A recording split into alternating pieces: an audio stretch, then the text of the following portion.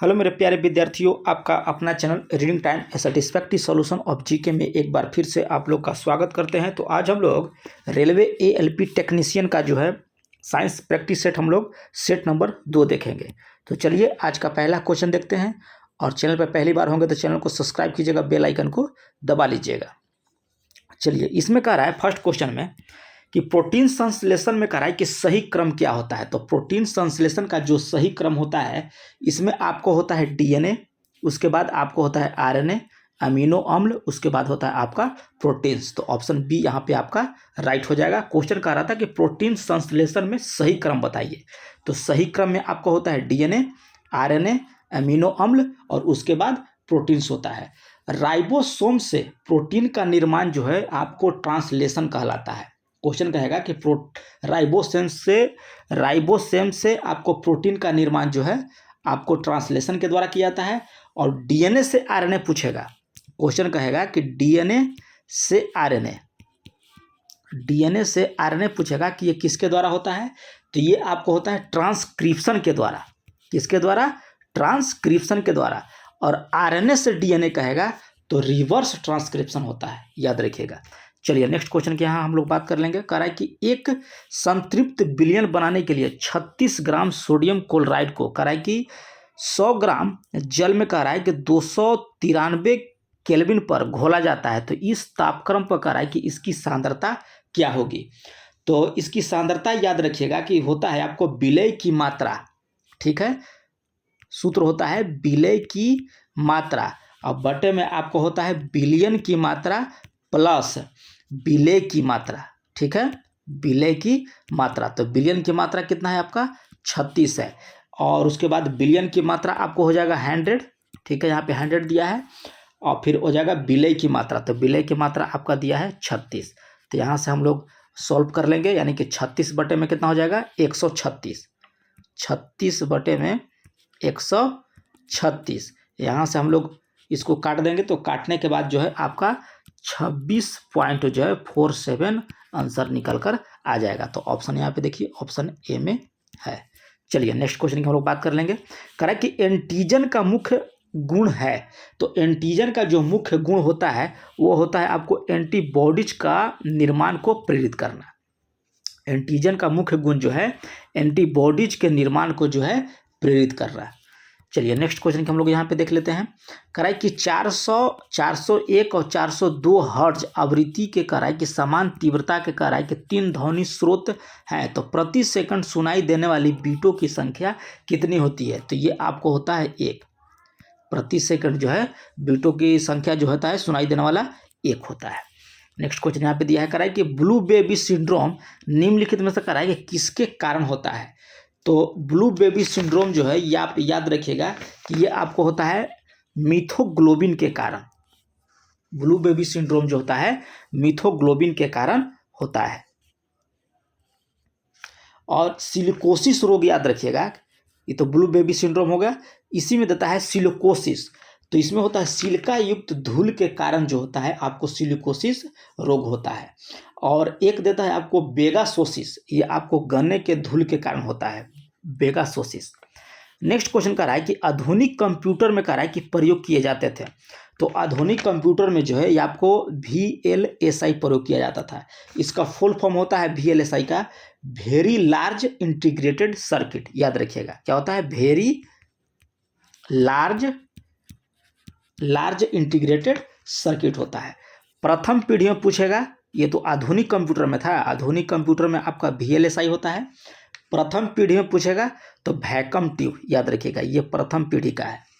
द्वितीय पीढ़ी में आपका था ट्रांजिस्टर। द्वितीय पीढ़ी में पूछेगा तो याद रखिएगा ट्रांजिस्टर। तृतीय में होता है आपका इंटीग्रेटेड सर्किट। तृतीय जो पीढ़ी आया था कंप्यूटर उसमें प्रयोग किया जाता था आपको इंटीग्रेटेड सर्किट का। द्वितीय में होता था आपको ट्रांजिस्टर का और प्रथम में होता था आपका वैक्यूम ट्यूब का। चलिए नेक्स्ट क्वेश्चन यहाँ पे दिया है, कह रहा है कि 0.1 गुलाम आवेश को कह रहा है कि 15 वोल्ट विभव वाले बिंदु में कह रहा है कि बिंदु बी से 135 वोल्ट विभव जो है वाले बिंदु ए तक ले जाने में कह रहा है कि कितना कार्य करना पड़ेगा।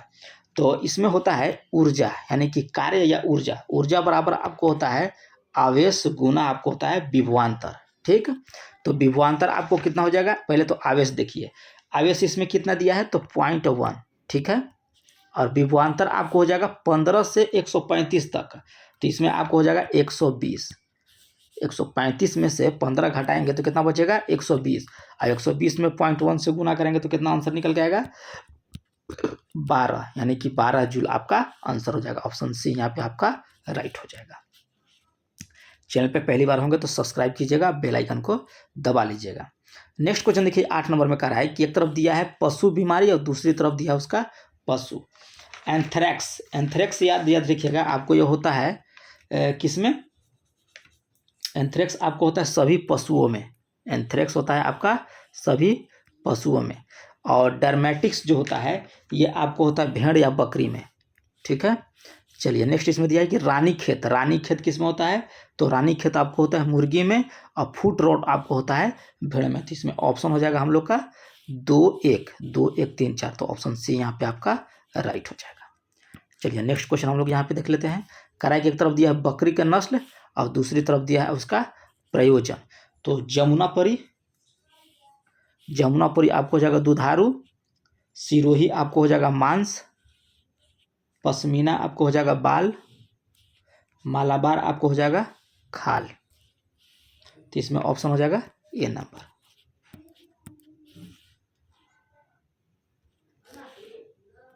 नेक्स्ट क्वेश्चन इसमें दिया है, कह रहा है कि जब जन्म दर तथा मृत्यु दर तुल्य होती है तो वह अवस्था क्या कहलाती है। तो ये अवस्था याद रखिएगा कि प्लेट्यू अवस्था कहलाता है। ऑप्शन ए यहाँ पे आपका राइट हो जाएगा। नेक्स्ट क्वेश्चन की हम लोग बात कर लेंगे यहाँ पे।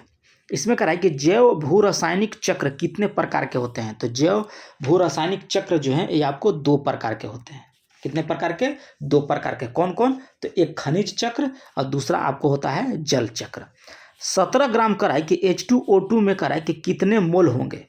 तो 17 ग्राम में पूछ रहा है, तो इसमें मोलों की संख्या बराबर याद रखिएगा, सूत्र होता है दिया गया द्रव्यमान, क्या हो गया, दिया गया द्रव्यमान, और बटे में आपको होता है अणु का द्रव्यमान। ठीक है, किसका होता है, अणु का द्रव्यमान। तो अणु कितना है आपका, तो H2O2 है, तो इसका द्रव्यमान कैसे निकालिएगा, तो हाइड्रोजन का 1 होता है, यहाँ 2 हाइड्रोजन है तो यहाँ 2। ऑक्सीजन कितना होता है, ऑक्सीजन होता है 16, ऑक्सीजन का परमाणु द्रव्यमान कितना होता है 16, और यहाँ 2 है तो 16 दूना हो जाएगा आपका 32, तो 32 और 2 कितना हो जाएगा आपका 34। तो दिया गया द्रव्यमान कितना है 17 ग्राम, और अणुओं का द्रव्यमान कितना हो गया 34, तो 17 दूना के 34, यानी कि 1/2, और 1/2 का हम लोग कितना लिखते हैं 0.5 लिखेंगे, और यहाँ पे मोल लिख देंगे। तो आंसर देखिए यहाँ पे हम लोग का डी निकल के आ जाएगा। चलिए नेक्स्ट क्वेश्चन की हम लोग यहाँ बात कर लेंगे। देश में कह रहा है कि निर्मित पहला बहुउद्देशीय उपग्रह था। तो देश में कह रहा है कि पहला, तो ये आपको था इंसेक्ट 2A, और इंसेक्ट का पूरा नाम क्या था, इंडियन नेशनल सैटेलाइट, याद रखिएगा। और भारत का जो पहला उपग्रह जो था आर्यभट्ट था, इसका जो प्रक्षेपित किया गया था 19 अप्रैल 1975 ईस्वी को, याद रखिएगा। कब छोड़ा गया था, 19 अप्रैल 1975 ईस्वी को। नेक्स्ट क्वेश्चन हम लोग यहाँ पे देख लेते हैं कि सफ़ेदा होता है। तो सफ़ेदा जो आपको होता है PbCO3 PbOH का होल ट्वाइस, तो ऑप्शन डी यहाँ पे आपका राइट हो जाएगा। और Pb जो यानी कि लेड जो होता है ये 14वें वर्ग का धातु है, याद रखिएगा, 14वें वर्ग का धातु होता है, और यह ऊष्मा और विद्युत का कुचालक होता है। और लेड जो है, लेड का परमाणु संख्या याद रखिएगा आपको होता है 82। लेड का कितना होता है परमाणु संख्या 82 होता है। नेक्स्ट क्वेश्चन यहाँ पे दिया है, कह रहा है कि शक्ति का व्यवहारिक मात्रक वाट है। तो 1 वाट बराबर क्या होता है, तो 1 वाट बराबर होता है वोल्ट इंटू एम्पियर के तुल्य होता है। तो ऑप्शन बी यहाँ पे राइट हो जाएगा। निम्नलिखित में से कह रहा है कि कौन सा सूत्र जो है सुपर फास्फेट उर्वरक का है। तो सुपर फास्फेट उर्वरक जो होता है CaH2PO4 का होल ट्वाइस होता है। ऑप्शन बी यहाँ पे आपका राइट हो जाएगा। CaH2PO4 का होल ट्वाइस आपका होता है सुपर फास्फेट उर्वरक का, ये जो है आपको फार्मूला है। जिप्सम का होता है CaSO4 याद रखिएगा। जिप्सम पूछेगा तो CaSO4 यानी कि जिप्सम का हो गया। और उर्वरक में क्या पाया जाता है NPK, याद रखिएगा, नाइट्रोजन, फास्फोरस और सोडियम। चलिए नेक्स्ट क्वेश्चन हम लोग यहाँ पे देख लेते हैं। कह रहा है कि ऊष्मा किस प्रक्रिया के द्वारा, कह रहा है कि तीव्र गति से स्थानांतरित होती है। कह रहा है कि ऊष्मा जो है किस प्रक्रिया के द्वारा, तो ये आपको होता है विकिरण के द्वारा। ऊष्मा जो है विकिरण प्रक्रिया के द्वारा जो है तीव्र गति से जो है आपको स्थानांतरित होती है। माइकलसन मोर्ले प्रयोग आधार बना था, तो ये आपको बना था किसके द्वारा, तो ईथर परिकल्पना के पतन का। ऑप्शन सी यहाँ पे आपका राइट हो जाएगा। विद्युत क्षेत्र कह रहा है कि विक्षेपित कर सकता है, तो विद्युत क्षेत्र जो है आपको विक्षेपित कर सकता है अल्फा कण। ठीक है, विद्युत क्षेत्र जो होता है आपका अल्फा कण होता है। इसी में पूछता है कि आयनन क्षमता किसका अधिक होता है, तो आपको होता है सबसे अधिक अल्फा कण का, उसके बाद बीटा कण का, और उसके बाद आपको होता है गामा का। ये आयनन क्षमता हो गया। और जस्ट इसका अपोजिट होता है भेदन क्षमता, तो भेदन क्षमता सबसे अधिक होता है आपको गामा का, उसके बाद बीटा का, और उसके बाद अल्फा कण का। ठीक है, चलिए नेक्स्ट क्वेश्चन यहाँ पे देख लेते हैं। मानव शरीर में कह रहा है कि मौजूद निम्नलिखित कोशिकाओं में से कह रहा है किसमें माइटोकॉन्ड्रिया नहीं पाया जाता है, तो ये आपको लाल रक्त कोशिका में जो है क्या बोला जाता है, माइटोकॉन्ड्रिया जो है नहीं पाया जाता है। और रक्त जो होता है याद रखिएगा एक संयोजिक ऊतक होता है। नेक्स्ट क्वेश्चन दिया है कि इसरो का प्रमुख प्रक्षेपण केंद्र है, तो इसरो का प्रक्षेपण केंद्र आपको हो जाएगा सार। क्या हो जाएगा, सार हो जाएगा। सार का फुल फॉर्म क्या है, सतीश धवन अंतरिक्ष केंद्र, सार याद रखिएगा। और इसका जो है आंध्र प्रदेश के हरिकोटा में स्थित है। ठीक है, और इसकी स्थापना जो है 1971 में किया गया था। इसरो पूछता है, तो इसरो की स्थापना याद रखिएगा कि 15 अगस्त 1969 ईस्वी को इसरो की स्थापना हुआ था। नेक्स्ट क्वेश्चन दिया है कि संकेत नहीं है, तो टीन देखिए यहाँ पर टीन का टी आई नहीं होता है, टीन का होता है आपका एस एन, एंटीमनी का होता है एस बी, रेनियम का होता है आर ई, और टंगस्टन का आपका डब्ल्यू होता है। यहाँ याद रखिएगा कि यहाँ पूछ रहा था कि नहीं है, तो नहीं में टीन यहाँ पे गलत हो जाएगा। टीन का होता है आपका एस एन। एक तत्व का परमाणु क्रमांक 34 है, तो इसकी संयोजकता क्या हो जाएगा, तो संयोजकता आपको हो जाएगा कितना, 6 हो जाएगा। याद रखिएगा कितना हो जाएगा, 6 हो जाएगा। और ये पी ब्लॉक का तत्व होता है, याद रखिएगा। नेक्स्ट क्वेश्चन दिया है कि कोई यहाँ पे खाली स्थान एक ऐसा सॉफ्टवेयर है जो कंप्यूटर की सभी प्रक्रिया को प्रबंधित करता है और प्रोग्राम और एप्लीकेशन को चलाने में कह रहा है कि अनुमति देता है, तो ये आपको होता है ऑपरेटिंग सिस्टम। ऑप्शन ए यहाँ पे आपका राइट हो जाएगा। सॉफ्टवेयर याद रखिएगा कि 3 प्रकार के होता है। कितने प्रकार का, 3 प्रकार का। तो 3 प्रकार कौन कौन होते हैं, सिस्टम सॉफ्टवेयर, एप्लीकेशन सॉफ्टवेयर और यूटिलिटी सॉफ्टवेयर होता है। इसमें ऑप्शन ए यहाँ पे राइट हो जाएगा। क्रांतिक ताप कह रहा है कि पर द्रव का पृष्ठ तनाव क्या होता है, तो क्रांतिक ताप पर पूछ रहा है कि द्रव का पृष्ठ तनाव जो होता है आपका 0 होता है। ऑप्शन ए यहाँ पे आप याद रखिएगा राइट हो जाएगा, 0। क्रांतिक ताप पर कह रहा है कि द्रव का पृष्ठ तनाव क्या होता है, तो यहाँ पे आपका 0 होता है। तो ये रहा है आप लोग का 25 क्वेश्चन का प्रैक्टिस सेट। ये डेली प्रैक्टिस सेट आपको प्रोवाइड किया जाएगा। तो चैनल पे पहली बार होंगे तो सब्सक्राइब कीजिएगा, बेल आइकन को दबा लीजिएगा। और बिहार एसएससी वाले और बिहार पुलिस वाले का भी प्रैक्टिस सेट जल्द ही हम अपने चैनल पर अपलोड करेंगे। तो मिलते हैं नेक्स्ट वीडियो में, तब तक के लिए धन्यवाद।